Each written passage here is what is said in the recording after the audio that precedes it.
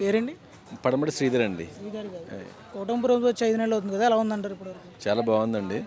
అంటే ఆల్రెడీ ప్రభుత్వం అప్పుల్లో ఉంది కాబట్టి దాన్ని పునర్నిర్మాణం చేసే క్రమంలో కొంచెం మనం ఆ సంక్షేమ పథకాలు తీసుకురావడంలో కొంచెం లేట్ అవ్వచ్చు, కానీ మనం అది చేరే విధంగా చంద్రబాబు నాయుడు, పవన్ కళ్యాణ్ కలిసి పనిచేస్తున్నారు. అంటే ఏ విధంగా ఇస్తానన్న పథకాలు ఏమైనా అమల్లోకి వచ్చినాయా లేవు ఇప్పటివరకు? ఆల్రెడీ వచ్చాయి కదండి, కొన్ని వస్తున్నాయి. అంటే ఆర్థిక పరమైన ఇబ్బందులు ఉన్నాయి కాబట్టి అన్నీ సమకూర్చుకుంటూ సంపద సృష్టించి అది పంచిపెట్టడానికి చూస్తున్నారు ఆయన. అప్పటి వరకు టైం పట్టవచ్చు.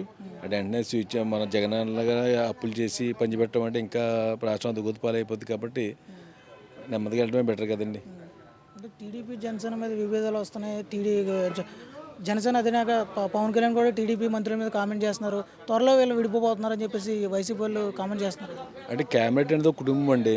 కుటుంబంలో అన్నదమ్ముల మధ్య అదే డిస్ట్రిబ్యూషన్ వస్తే వాళ్ళు బహిరంగంగా మాట్లాడుకుంటారు, మళ్ళీ లోపలికి వెళ్ళిపోయి కలిసిపోయి ఉంటారు. అలాగే ఏంటంటే ఆయన ప్రజలకు మంచి చేయాలనే ఉద్దేశంతో సొంత మంత్రి మీద ఆ కుటుంబ సభ్యురాలు కాబట్టి ఆమెను ఇలా చేయి, ఇంకా బెటర్ చేయని చెప్పాడు.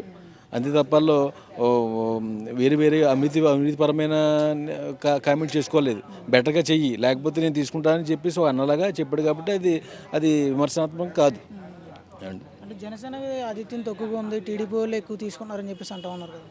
అంటే ఎటువంటిది ఏం లేదు కదా. అది వాళ్ళ మధ్య ఆల్రెడీ ఒక 20 years వరకు ఎలా కలిసి ఉండాలనే ప్లానింగ్ ఉంది. దానికోసం ఇది ఏంటంటే ఏదైనా కొంచెం లోకల్ చేయలేని ప్లానింగ్ అని తప్ప వేరే ఉద్దేశం కాదు.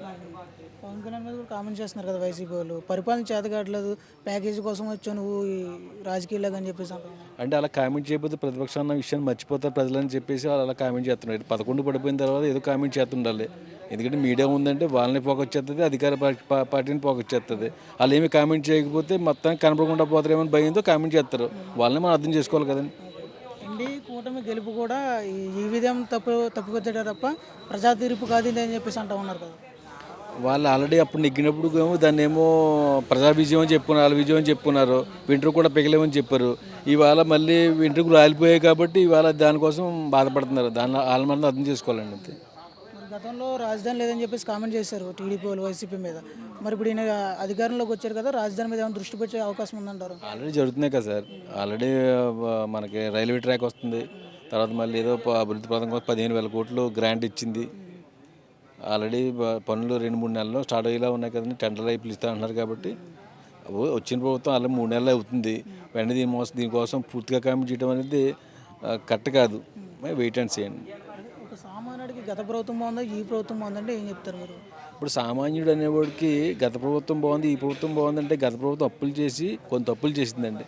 అంటే ముందు కొంత డబ్బు నిలవేసుకునేలాగా ప్రభుత్వానికి అనుకూలంగా ముందు చేసుకుని తర్వాత ఇల్లు చక్కబెట్టుకోవడం బెటర్ కదండి. ఇదే ఈ ప్రభుత్వం చేసి పద్ధతే కరెక్ట్. ఇప్పటివరకు చాలా బాగుందంటారు. బాగుంది, బాగా నడుస్తుంది.